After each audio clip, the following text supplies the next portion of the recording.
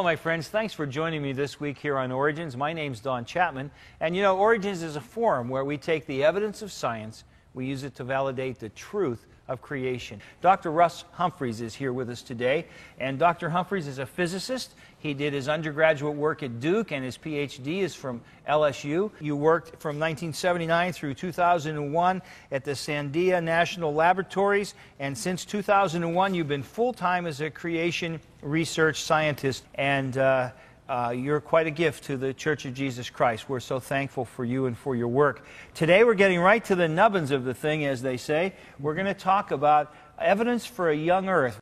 Most dating methods give a young world. And I'm not going to read this whole list, but I want to convey the idea that there are hundreds of ways one could use science to get an idea of how old the Earth is. 100 at least, maybe 200 methods. And the surprising thing about this is the proportions. 90% give you a young world. 90, most of the evidence. Now you see, other people think that this 10% is all they know about. That's radioisotope dating, carbon-14 dating, light from distant galaxies, and things like that. They've all heard that. That's the evidence that you find cited. But most of the evidence is in the literature, but it isn't tagged. It's in science literature, but it's not tagged as evidence for a young world. So let's look at some of this. Where are you going to get your evidence, sir? I'm going to get it from an internet article that I wrote back in June 2005 at the Institute for Creation Research called Evidence for a Young World. And it's got publication and internet references on the back pages. And you find it on ICR.org. And I'm going to go through the 14 items of evidence, not all of them, but most of them, that are in here, and you can get more information from that brochure. I'm sure many of our folks will want to go to ICR.org and follow up on that. So I'm going to ask you to go up to our board and to present some of those key points of evidence for a young Earth to us, Doctor. The first item in the articles is that galaxies wind themselves up too fast. Now, what's a galaxy? It's an island of stars that's about 100,000 light years across, and a light year is 6 trillion miles. So it's big. And our own galaxy looks a lot like this one. This is our nearest neighbor galaxy, Andromeda, which is 2 million light years away from us. And there's billions of stars in there, in fact, hundreds of billions of stars. That's exactly right. But you can see that it's not just independent stars, that there is a form to all of that. Yes, you see these spiral structures. They're called spiral arms. They're made up of stars, and each individual star likes to rotate around the galaxy. And around the center of the galaxy, stars go very fast. They go very fast there. But way out on the edge, they go slowly, just like the planets in our solar system. And what do you mean when you say they wind up too fast? Well, these spiral arms are made up of individual stars, and the outer ones are going around slowly, and the inner ones are going around very fast. So this spiral structure will wind itself up, just like a clock spring. And so over a period of billions of years, if there was such a thing, it's pulling itself in and becoming tighter. Yes. All the nearby galaxies, including our own, are supposed to be 10 billion years old for the age of our nearby galaxies like this one, Andromeda. But the winding up occurs so fast that even if you had started with a straight bar of stars rotating at the speeds we now observe, it would only take 3/10 of a billion years to wind up to this state. Now, we don't know at what state God started the galaxies, so we don't really know their age. But they can't be much more than this old by just a straightforward view. So they hint towards the Earth being much younger than the billions and billions we always hear, or to the galaxies being much younger than Now, I should say that the other side has a theory.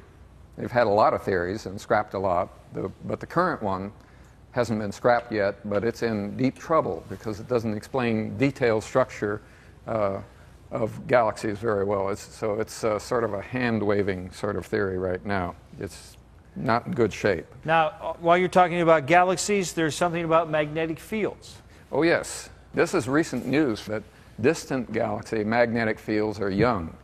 See, they once thought that very distant galaxies would only be partly formed and only partly wound up, and they found out that that the magnetic fields in those galaxies follow those spiral arms. So this is the letter to nature: strong magnetic fields in normal galaxies, and then I'm going to translate at great distances. Okay. And they weren't expecting that. So I've drawn in the lines of force in yellow there. See these yellow lines? Uh-huh. Those are, if you took a compass needle and worked your way around the galaxy with a great deal of patience and a lot of spaceships, you would find that they follow the spiral arms. And that goes against their theory of how spiral arms might preserve themselves for billions of years, and it goes against their theories for this to occur at very great distances. So they're in deep trouble with galaxy magnetic fields and other things. So again, magnetic fields seem to take us to less than 0.3 of a billion years. Right. It's it's a maximum possible, and it's a lot less than the 10 billion years that the Big Bang Theory requires. All right, while we're still in outer space, let's talk about comets. Comets crumble too quickly. Now, a comet is what Fred Whipple called a dirty snowball. But this is something that creationists have known about for some time, so I won't spend a lot of time on it. But these dirty snowballs, when they swoop by the sun, lose that material that you see sweeping off away from them, being swept off by particles and light photons from the sun, and that material doesn't all come back. Most of a comet is mostly chunks of ice and dirt. Yeah, and then when it gets close to the sun, it bubbles and hisses and emits gas and dust, and that streams out in a tail behind the comet and never comes back. They burn out, don't they? Yeah, so every time around the sun, a comet will lose maybe 5% of its material. So if they come around pretty often, they couldn't have been around very long. They're supposed to be 5 billion years old, the age of our solar system, but it looks like they could only be in the solar system less than 100,000 years at most, 10,000 years on the average. So the other side has a theory. It's called the Oort cloud. There's supposed to be a cloud of these dirty snowballs way out beyond the boundary, and it's a spherical cloud, and that cloud is supposed to feed dirty snowballs into something called the Kuiper Belt. In the Kuiper Belt, we have seen some large asteroid-sized chunks, but not comet-sized chunks of ice, but not very many, and it wouldn't be enough to explain things all by itself. It has to be fed by the Oort cloud. The thing is, nobody's ever seen the Oort cloud of our solar system. In fact, don't we even have evolutionary scientists saying that they can't find an Oort cloud? Yes, I knew one back at Louisiana State University who he wasn't a creationist, but he was very skeptical about the Oort cloud theory. And without an Oort cloud, then comets have to be young. Yes. All right. Now we're going to leave outer space, and we're going to go down in the ocean. Seafloor mud accumulates too fast. Geoscientists have figured out that we have about 20 billion tons of mud entering the ocean every year. And then we have some that gets out. And the total amount of mud in the ocean, if you took all of this mud and spread it all over the whole ocean, it would be about 400 yards thick. And then to get out this mud, we have plate tectonic subduction. That's the only way known to get much out. These plates of gigantic, thick slabs of rock are sliding under the continents slowly at about the same speed that your fingernail grows. Not very fast. But if it dragged all of this 400 meters of mud underneath, then it would get rid of about 1 billion tons per year. Maybe 2 billion if you wanted to be real optimistic. But that leaves 18 or 19 billion tons unaccounted for. So we have, let's say, 18 or more billion tons per year, just accumulating year after year. And it wouldn't take too long, from a geoscientist's point of view, to get this amount of mud. So if you measure the mud that was there, how many years would we come up with? At most, 12 million years. Yeah. Now, the thing is, we have this thing called the Genesis flood to reckon with.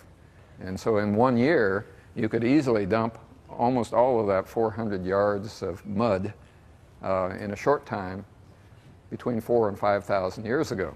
This process of mud entering the ocean is supposed to have been going on for 3 billion, billion with a B, years, not 12 million. So, and if that were true, there would be a whole lot more mud by now. That's exactly right. The oceans would be choked with mud. Almost, yeah, without oceans.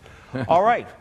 That's an incredible argument. And then also, while we're in the ocean, not only the mud, but the salt is a problem to the old Earth people. That's exactly right. The sea isn't salty enough to suit the taste of an evolutionist. Dr. Steve Austin and I wrote a paper on this. We tabulated, and not only we, but geoscientists in general for 80 years have been tabulating this. There's about 450 million tons per year of sodium going into the ocean. It isn't really being dumped out of a salt shaker. No. Yeah. It's being dumped by those same rivers that dumped mud. Okay. And other sources. There's other ways that sodium can get into the ocean. The mid-ocean, mid-sea springs, for example. Okay. But getting out of the ocean, geoscientists have only been able to find at most 120 million tons instead of 450 getting out. Like if you smelled salt spray at the beach, that's some sodium getting out of the ocean, being blown out as crystals. So that sets a limit on how old the ocean can be also. Now the maximum possible age, if it started with no salt to begin with, and if the rates were the best possible rates that the evolutionists conjecture, then the maximum age would be 62 million years. The Genesis flood could easily account for most of the sodium that's in the ocean today. So. All right. Now, you're also talking about the Earth's magnetic field. Now, the Earth's magnetic field is something people don't think about very much, but everyone's had a compass at one time or another. And the Earth's magnetic field is what makes that compass needle point north. Right. And the point of this is that the Earth's magnetic field is losing energy too fast to be very old. Now, what do I mean by energy? Well, the source of the Earth's magnetic field is an electric current that goes around westward in the Earth's metallic molten core. And it's an electric conductor, but the electric conductor has resistance, and that wears down the current year by year. So it's a bit like a flywheel, slowly slowing down due to friction. And that current is the source of energy in the Earth's magnetic field, and it's losing that energy much too fast. According to the latest numbers for about the last 30 years, the Earth's magnetic field, all of it, is losing about half of its energy every 1,400 years. In other words, you add up all the parts of the different parts of the Earth's magnetic field, every 1,400 years it's losing half its energy. So it couldn't have been losing half its energy for too long. But there's another factor, and that is during the Genesis flood, it lost energy faster than this rate during magnetic reversals. The Earth's magnetic field actually turned itself around from north to south and north to south every couple of days during the Genesis flood, according to the evidence that we have. And the only theory for this, for such rapid reversals, is a creationist one. It's mine. And that says that we would lose energy even faster. So you add all these things up and you work yourself back to the largest electric current that we could have in the Earth's core without having too many problems, and you get a maximum age of about 20,000 years. Again, if you account for this loss during the Genesis flood of energy, then that age could easily be 6,000 years. So we're down to thousands, not billions. Exactly. Again. Now, the evolutionists do have a theory. It's, again, sort of a hand-waving theory that says that something in the Earth's core would try to maintain this current over billions of years. But again, that theory doesn't work very well. There's not really any evidence for it. No. Now, in support of this young Earth point of view, Mercury's magnetic field looks like it's young. Now, here's a plot of time along the bottom. This is the year. This is 4000 BC, and here's today. And magnetic moment, that's just a measure of how strong the source of a magnetic field is. And this is a very compressed scale, and you don't need to know the numbers. But I have a theory for the created value of the Earth's magnetic field. And then we had, in 1975, the first of these little dots. That was 1975. There was a measurement by a satellite called Mariner 10 of Mercury's magnetic field, and it was already down to here. So my theory would say that the field decayed steadily on a straight line on this kind of graph. Very rapid decay. It's 3 times faster than the Earth's field is decaying. In another couple of decades after 1975, my theory said, we should be able to detect a decrease of that field. And we found it. Here's the Mariner 1975 number, and then Messenger, the Messenger spacecraft, in 2008 measured a lower magnetic field, very significantly lower. And it's within the bounds of my prediction, or it might even be a little lower. But that's very hard for the other side to explain. That's fascinating. And so both the magnetic field of the Earth and of Mercury have indicated that they just can't be that old. Is that right? Right. And the same theory works just as well in other parts of the solar system, too. So we think we've got a pretty good explanation of magnetic fields in the solar system, how they started, what happened to them, and how they got to where they are today. And that theory has made predictions. Dr. Humphreys, the overwhelming preponderance of this evidence piling up one upon the other is so convincing. Each one of them is interesting by themselves, but when you start to add them up, they become very significant. And we have more evidence that you'll want to hear. Don't you go away. We'll be right back. Creation versus evolution. You weigh the evidence. The bird feather. It couldn't just happen. For their weight, feathers are stronger than any man-made structures. The design and functions of a feather are even more astounding. Evolutionists claim that reptile scales evolved into feathers. Feathers have a much more complex DNA structure than reptile scales. There is virtually no similarity between the two, nor is there any fossil evidence showing the transition from scale to feather. So how can evolutionists claim this really happened?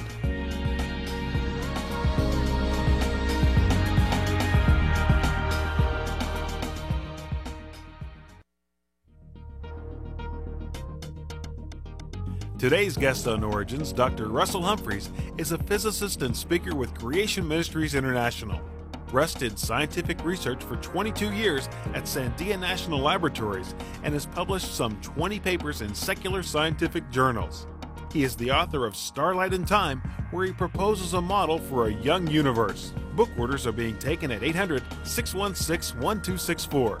Russ has also been involved with the RATE Project, which has produced breakthroughs on the subject of radiometric dating. Dr. Humphreys can be reached at Creation Ministries International, P.O. Box 350, Atlanta, Georgia 30127, or visit the website www.creation.com.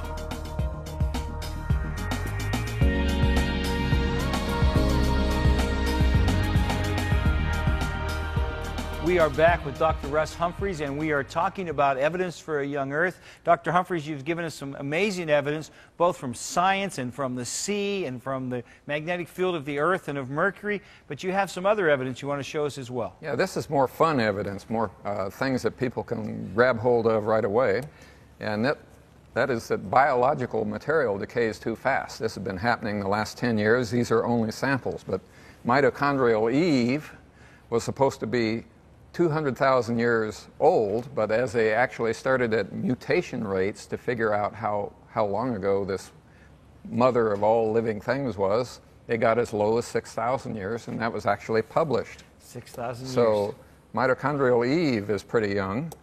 DNA in amber. DNA, that's a model of a DNA molecule right there. DNA is supposed to decay within 10,000 years. The experts on DNA say even if you preserve it in the best possible conditions, it will fall apart on its own within 10,000 years or less. And yet, in amber, that's supposed to be 135 million years old, they can reconstruct the DNA of insects.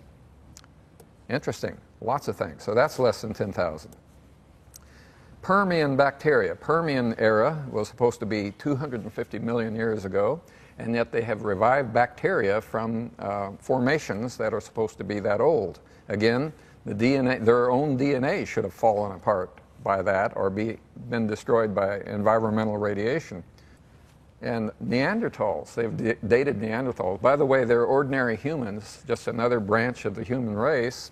And they got some blood that was allegedly 40,000 years, and they reconstructed large parts of his DNA. And so Neanderthals were probably here a lot less. Less than 10,000 Less than 10,000. Dino blood cells. They found at blood cells from a T-Rex a few years ago. You may have read about that. Supposed to be 70 million years old, actually less than 10,000, probably. I think that's amazing evidence. Yeah. This is real simple. Not enough Stone Age graves. Now, the evolutionary point of view, this is time along the bottom here. And this is the evolutionary view of the total population of the human race. About 1 million people it would be limited at by hunting and gathering. You just can't get more than so much food per acre by hunting and gathering. And then at the end of that period of limited food, then suddenly some bright cave guy is supposed to have discovered farming. I don't know why it would take him nearly 200,000 years, but anyhow, then the population took off. But if you ask yourself how many people were alive during that 200,000 years and were buried, you get about 8 billion people. That's 2 billion more than are on the earth now. So you should be able to go to your backyard and find a Neanderthal or Cro-Magnon grave, and you can't. I haven't found any. So it's much more consistent with a short Stone Age after Babel, which was after the flood, for a few hundred years in most places. So only thousands of those graves exist, and it's consistent with a short time, not a long. Now, this is one that's obvious. Written history is too short. If you just plot the number of published documents that we can find, now the published documents are in the billions. Around the time of Christ, the number that were around couldn't be more than millions. And back around the time of Abraham, we're down to thousands, like Egyptian hieroglyphics. And somewhere we get back to Noah's diary, and that period of time is small. It's only 5,000 years. And so, you know, what about the other 200,000 years? What were we doing then? We were supposed to be pretty smart. Wouldn't they say that before that time man couldn't write? Yes, but that's kind of hard to imagine because Neanderthal and Cro-Magnon men actually seem to have been smarter than us to survive in an ice age. Most of us would probably not survive, so they were smarter than us. And they used cave paintings and inscribed on bone the phases of the moon. Why not use the same skills to write history? So when you add all this up, where do you think it brings us, Dr. Humphreys? Well, it brings us to a young world, and it brings us to the evidence for a young world being greatly outweighing the evidence for an old world. So the data for youth heavily outweighs the data for age, and the radioisotopes in the age of the Earth, I haven't talked about that, I will next time, talks about nuclear dating ages and actually deals with diamonds and takes carbon-14 right off the old side of the scale and makes it a friend of young Earth creationism.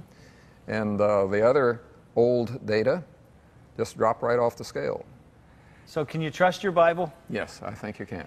Don't just look at any one of these, but look at the concluding pile, the preponderance of evidence, and it becomes irrefutable when you add it up. You know, I still believe that it's God's view that He created this earth not long ago, and it's also His view that He created you.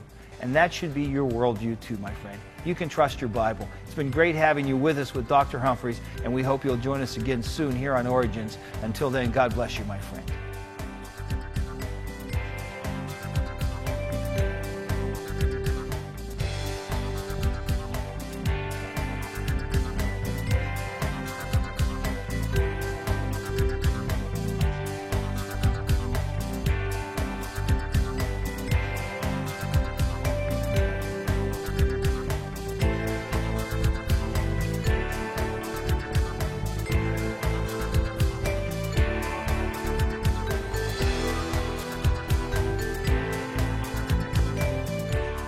Thank you for watching this edition of Origins. If you'd like a copy of the PowerPoint information presented today, you can download a PDF file of program number 908 from our website at www.originstv.org. Or for a DVD of this series, send a $12 donation to cover shipping and handling and write to Origins, program number 908, Cornerstone Television, Wall, Pennsylvania 15148.